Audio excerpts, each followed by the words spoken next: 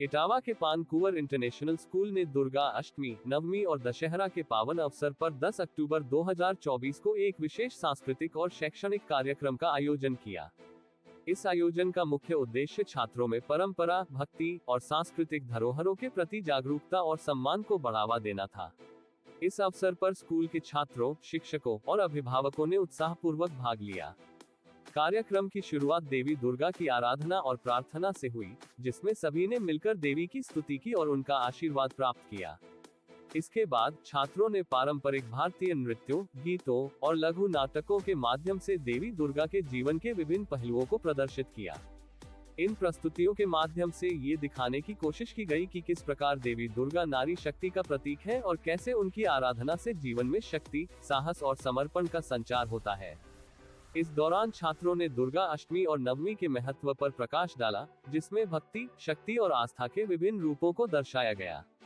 इस कार्यक्रम का एक और विशेष आकर्षण रामायण पर आधारित नाटकीय प्रस्तुति थी, जिसमें भगवान राम के जीवन और रावण पर उनकी विजय का मंचन किया गया।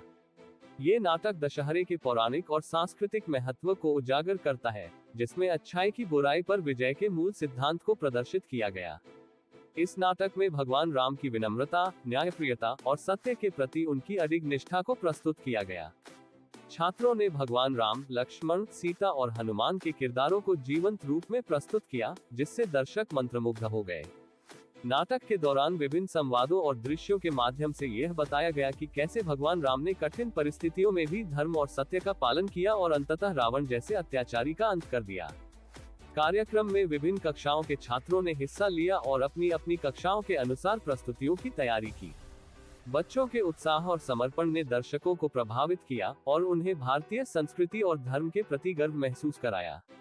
इस अवसर पर स्कूल के प्रधानाचार्य डॉक्टर कैलाश चंद्र यादव ने सभा को संबोधित किया और इस तरह के आयोजनों की आवश्यकता और महत्व पर प्रकाश डाला।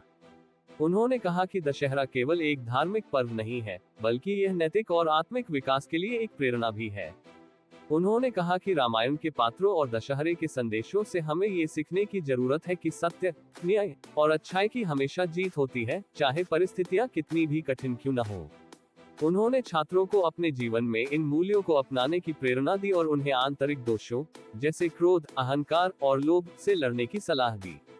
अभिभावकों ने भी इस आयोजन की सराहना की और स्कूल प्रबंधन को धन्यवाद दिया कि उन्होंने बच्चों को भारतीय संस्कृति और धर्म की गहरी समझ प्रदान की। एक अभिभावक ने कहा कि इस प्रकार के आयोजन बच्चों में न केवल सांस्कृतिक और धार्मिक जागरूकता पैदा करते हैं, बल्कि उन्हें नैतिक मूल्यों के महत्व को भी सिखाते हैं। उन्होंने उम्मीद जताई कि इस तरह के आयोजन आगे भी होते रहेंगे और बच्चों को उनकी जड़ों से जोड़े रखने में मदद करेंगे। स्कूल प्रबंधन ने छात्रों, शिक्षकों और अभिभावकों के योगदान की सराहना की और इस कार्यक्रम को सफल बनाने के लिए धन्यवाद व्यक्त किया। उन्होंने ये भी कहा कि इस तरह के आयोजन बच्चों के सर्वांगीण विकास में सहायक होते हैं और उन्हें भारतीय परंपराओं और धर्म के साथ साथ आधुनिक शिक्षा के भी मूल्यों को समझने का अवसर मिलता है।